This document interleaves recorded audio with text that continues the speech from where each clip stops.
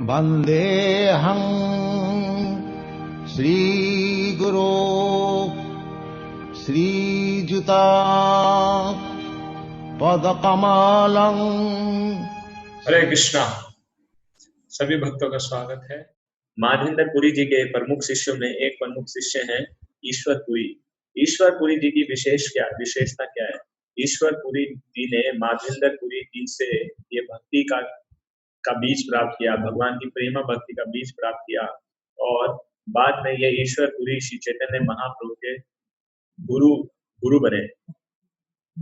और ऐसा बताते हैं ईश्वर पुरी जी ने माधवेंद्र पुरी जी की सेवा की जीवन के अंतिम क्षणों में, जबकि वह जीवन के अंतिम क्षणों में वह चल फिर नहीं पाते थे, अपना नित्य क्रिया भी अपने आप नहीं कर पाते थे, बेड रिडन हो गए थे। उस समय ईश्वर पुरी ने उनकी सारी मीनियन सर्विसेज की, उनको मदद करते थे, उनका डेली का कार्य करने में, मल मूत्र साफ करने में इत्यादि। और इस हम्बल सर्विसेज से माधवेंद्र पुरी जी उनसे बहुत प्रसन्न हुए और उनको आशीर्वाद दिया और उनको ब्लेस किया। और इसके साथ साथ ये भी वर्णन आता है कि वह अपने गुरु को मदद भी करते थे। उस समय उनके समक्ष हरे कृष्ण महामंत्र का गुणगान करते थे, कीर्तन करते थे, राधा कृष्ण के दिव्य पास टाइम उन्हें सुनाते थे। ठीक है। और इस प्रकार से उन्होंने गुरु की सेवा की। तो ये बहुत इंपॉर्टेंट है। वपुर रूप में किसी का एग्जाम्पल अगर दिया जाता है तो सर्वश्रेष्ठ एग्जाम्पल ईश्वर पुरी जी का आता है कि वपुर रूप में सेवा करके जिन्होंने परफेक्शन हासिल किया, उनमें सबसे बड़ा एग्जाम्पल एक ईश्वर पुरी जी का है। हालांकि गुरु की दो प्रकार से सेवा की जा सकती है, वाणी रूप में, वपु रूप में। वाणी सेवा को सर्वश्रेष्ठ बताया गया या श्रेष्ठ बताया गया वपु सेवा से, लेकिन इसका मतलब ये नहीं है कि वपु सेवा निकृष्ट है और उसका कोई फायदा नहीं है। कहने का अर्थ है जब तक गुरु इस धराधार पर उपस्थित होते हैं उनकी वपु सेवा का खूब लाभ उठाना चाहिए, मौका देखना चाहिए उनकी वपु सेवा कर लाभ उठाने का। लेकिन वाणी सेवा को महत्व देना चाहिए और गुरु के अप्रकट होने के बाद वाणी सेवा ही बचती है जिसके अनुसार व्यक्ति उनकी सेवा कर सकता है। लेकिन प्रभुपाद जी ने जैसे बताया कि इस्कॉन इज माई बॉडी, तो अगर इस्कॉन में किसी भी प्रकार की सेवा करेंगे तो प्रभुपाद की वपु सेवा है, इसलिए इस्कॉन की सेवा अच्छे से करनी चाहिए। हम ऐसा सोचें कि हम ये प्रभुपाद की हमको तो डायरेक्ट सेवा करने का मौका प्राप्त नहीं हुआ, ऐसा नहीं है, वो मौका सबके पास है। और ऐसा बताया जाता है कि पूरी विनम्रता के परफेक्ट एग्जाम्पल थे और एक सच्चे वैष्णव थे ईश्वर पुरी जी।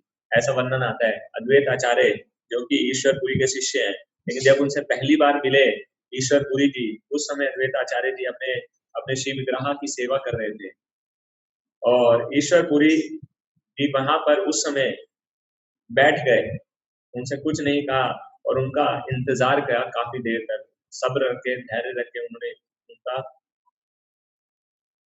उपचार, उनका इंतजार किया। तो इससे उनकी ह्यूमिलिटी का पता चलता है। हालांकि उस समय ईश्वर पुरी एक सन्यासी थे और वह हमको कह सकते थे कुछ, लेकिन उन्होंने वेट किया कि शिव ग्रह की सेवा की जा रही है। और जब उन्होंने अपने आप को इंट्रोड्यूस किया तब उन्होंने अपने आप को इंट्रोड्यूस किया कि मैं एक शूद्र हूँ जिसका जन्म नीची जाति में हुआ है, अद्वैत आचार्य के सामने। ईश्वर पुरी जी से चैतन्य महाप्रभु ने इनिशिएशन स्वीकार किया। चैतन्य महाप्रभु और एक पास टाइम आता है चैतन्य महाप्रभु और ईश्वर पुरी के संबंध में। ऐसा एक बार चैतन्य महाप्रभु नित्य संकीर्तन किया करते थे, हरे कृष्ण महामंत्र का उच्चारण किया करते थे। तो एक बार उनसे प्रश्न पूछा गया कि हालांकि आप तो सन्यासी हैं, तो आप ये हरे कृष्ण महामंत्र का क्यों करते हैं, आपको तो वेदांत का अध्ययन करना चाहिए। तो चैतन्य महाप्रभु उस समय कहते हैं, गुरु मेरी मूर्खा देखी करीला शासन। गुरु ने मेरा तो मूर्ख देखा और उन्होंने मेरे पर अपना अधिकार जमाया, मेरे पर उन्होंने शासन किया और उन्होंने मुझको कहा, मूर्ख तुम्ही तुम्हार नहीं वेदांत अधिकार, विष्णु मंत्र जप सदा यही मंत्र सार। उन्होंने बोला कि तुम मूर्ख हो, अव्वल दर्जे के मूर्ख हो और तुम्हें वेदांत पढ़ने का अधिकार नहीं है और तुम सदा हरे कृष्ण महामंत्र का जप करो और ये जानो कि यही मंत्र सभी मंत्रों का सार है। हरे कृष्णा कृष्णा कृष्णा हरे हरे, हरे राम और इसलिए हरे कृष्ण महामंत्र का जप करते थे चैतन्य महाप्रभु हमेशा। और इस प्रकार से हरे कृष्ण महामंत्र का जप करते करते उन्होंने एक बार उनका पूरा उसके अंदर रुचि उत्पन्न आ गई, वो अपने आप को भूल जाते थे और उन्होंने एक बार अपने गुरु से प्रश्न किया यानी ईश्वरपुरी से। उन्होंने कहा कि कीबा मंत्र दीला गोसाई कीबा तार बल जपीते मंत्र करीला पागल, कि आपने कैसा मंत्र दे दिया मुझको, कैसा मंत्र दिया है, इसको जपते जपते तो मैं पागल हो रहा हूँ, कभी मेरे रोंगटे खड़े हो जाते हैं, कभी मेरी आंखों से आंसू बहने लगते हैं और मेरे को समझ में नहीं आता मुझे क्या करना चाहिए क्या नहीं करना चाहिए। ये कैसा अद्भुत विचित्र या बहुत शक्तिशाली या रहस्यमयी मंत्र मुझे आपने दे दिया है। तो तब वे कहते हैं कृष्ण नाम महामंत्र एक स्वभाव यही जपे तार कृष्ण बुझाए भाव। तो बताते हैं कि कृष्ण नाम महामंत्र का यही स्वभाव है और जो इसका निरंतर पालन करता है उसको हर एक व्यक्ति को इस प्रकार का भाव उत्पन्न हो जाता है। हरे कृष्णा कृष्णा कृष्णा हरे हरे हरे राम राम राम। और इसलिए हमें निरंतर हरे कृष्ण महामंत्र का जप करते रहना चाहिए, कैसी भी स्थिति हो हमको जप करना चाहिए और ज्यादा से ज्यादा जप करने का प्रयास करना चाहिए। सुबह उठकर जप करने का प्रयास करना चाहिए, दोपहर में जप करने का प्रयास करना चाहिए, सोने से पहले जप करने का प्रयास करना चाहिए, सोते समय जप करने का प्रयास करना चाहिए, उठते हुए जप करने का प्रयास करना चाहिए, नहाते हुए जप करने का प्रयास करना चाहिए, कैसी भी स्थिति हो। हरे कृष्णा कृष्णा कृष्णा हरे हरे हरे राम राम राम।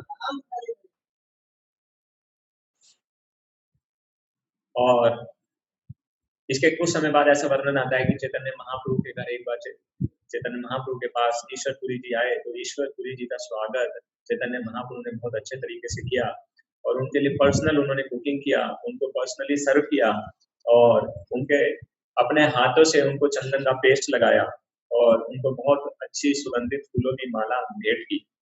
तो इस प्रकार से चैतन्य महाप्रभु अपने पर्सनल एग्जाम्पल से दिखा रहे हैं कि किस प्रकार से गुरु का सम्मान किया जाना चाहिए।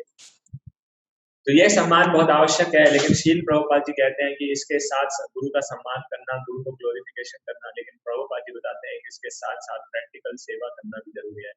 शील प्रभुपाद जी मॉर्निंग वॉक में जाया करते थे वृंदावन में और जब वो वापस आते थे तब उनके एक शिष्य जिनका नाम विशाल था, वो गेट पर खड़े हो जाते थे और प्रभुपाद जी का गुणगान करने लगते थे। प्रभुपाद जी के विषय में बहुत गुणगान करते थे। एक दिन हुआ, 2 दिन हुआ, 3 दिन हुआ, तो एग्जैक्ट जब प्रभुपाद जी आने वाले हैं वो गेट पर पहुंच जाते थे, प्रभुपाद जी का गुणगान करते थे। तीसरे दिन वो जब आए तो गुणगान करने लगे, वहां पर पानी गिरा हुआ था और प्रभुपाद जी ने उनको बोला डू समथिंग प्रैक्टिकल। तो यानी ग्लोरिफिकेशन से इतना प्रसन्न नहीं होंगे, करना चाहिए, ऐसा नहीं है कि नहीं करना चाहिए। जब हम कहते हैं प्रसन्न नहीं होते तो लोग ग्लोरिफिकेशन करना भी छोड़ देते हैं और सबसे जो मौका मिलता है ग्लोरिफिकेशन का अभ्यास पूजा ऑफरिंग लिखने के लिए सब भक्तों को लिखना चाहिए गुरु के लिए। और ग्लोरिफिकेशन करना बंद नहीं करना है, उनका सम्मान करना बंद नहीं करना है, लेकिन प्रैक्टिकल सेवा भी करनी है, उससे वो ज्यादा प्रसन्न होते हैं। और प्रभुपाद जी का आशय था यहाँ खड़े खड़े खाली होकर खाली ग्लोरिफिकेशन कर रहे हो, असली ये पानी है इसको साइड में करो, आने जाने वालों के पाइप पाँव में लगेगा, यह कहने का उनका तात्पर्य था। और उसके बाद वो ग्लोरीफाई करते या वो सफाई करते करते ग्लोरीफाई करते तो ज्यादा प्रभुपाद जी पसंद होते। इसी प्रकार से हमने सुना था एक बार हिजोली में गोपाल गोस्वामी महाराज जी की व्यास पूजा थी, बहुत बड़ा गार्डन, बहुत बड़ा 10-15 मीटर बड़ा गार्डन गुलाबों का बनाया हुआ उनके तरफ लेकर आया गया। तो महाराज, ऐसा हमें बाद में बताया कि महाराज को वो बिल्कुल पसंद नहीं आया। महाराज कहते हैं ये दिखावा करते हैं, जो मैं कहता हूँ वो बात तो मानते नहीं।